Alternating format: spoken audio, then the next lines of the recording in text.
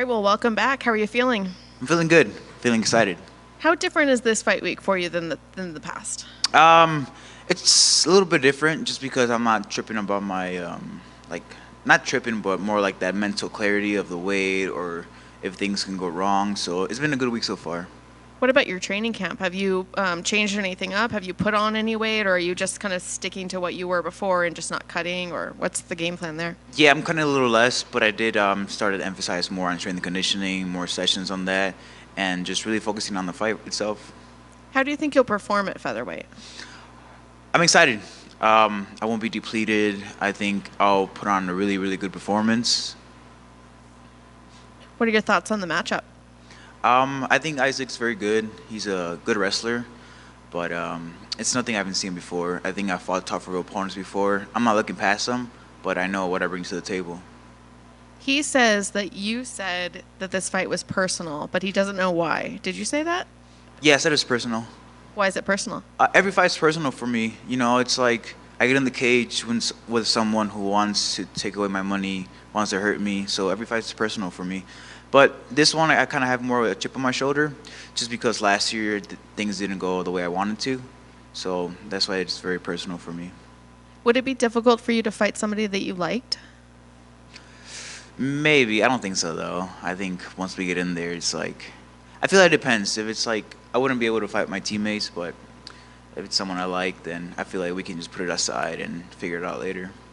What sort of fight are you expecting from him? Do you feel like you can get in and out of there pretty quick, or are you expecting a war with him?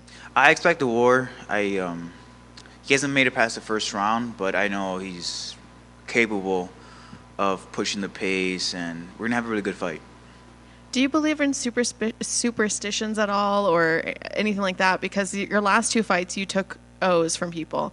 So this could potentially be your third in a row. Is that something that you think about and you want to kind of keep that going, or does that not matter to you? It doesn't matter. Either way, I'm going to finish him. How do you think you're going to finish him? A knockout, TKO, either or. Thank you. Christian, thanks for taking the time. For this one, just to touch on what you were talking about with Amy, you see a fighter who hasn't gone the distance. And if you've had that edge or you have the experience, kind of like we saw with, this weekend with Dustin Poirier, once he was able to get it into like a little deeper waters, he took over. Is that a little bit of a mental side of you to where you're like, you know what, I'm going to use that against you, that you don't go 10 or 15 with nobody. I'm gonna go ahead and drown you out there when we go. Yeah, it's something on my mind. Just because too, I seen his interview too, where he was kind of saying shit about me fighting the little kids, and those little kids have better records than his opponents. You know, he's fought two people with winning records. One of them was 41 years old, so it's like you can't disrespect me, you know. But yeah, I'm definitely expecting deep waters.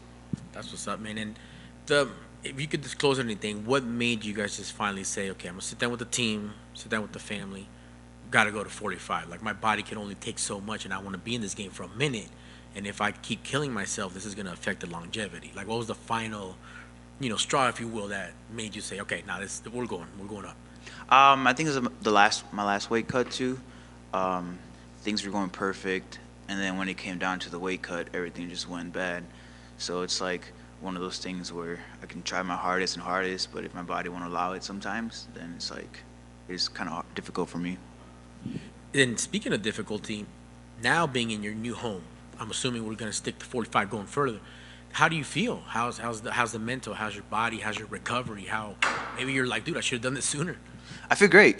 It's different for sure. You know, it's like now I'm training just to focus on the fight, where before I would focus on the fight and I would have to focus on my diet really strict. You know, it's like I'm really OCD about my weight and stuff like that. So it is more of a mental clarity this time. That's awesome, man. And the final two, tienes un oponente que espera poder ganarte, finalizarte, o como que sobreconfiado.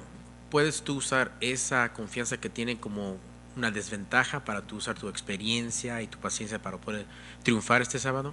Sí, él nunca ha peleado contra nadie como yo. Todos sus contrincantes son buenos, pero no son en mi nivel. Entonces, está bien que está muy confiado porque se va a arrepentir el sábado.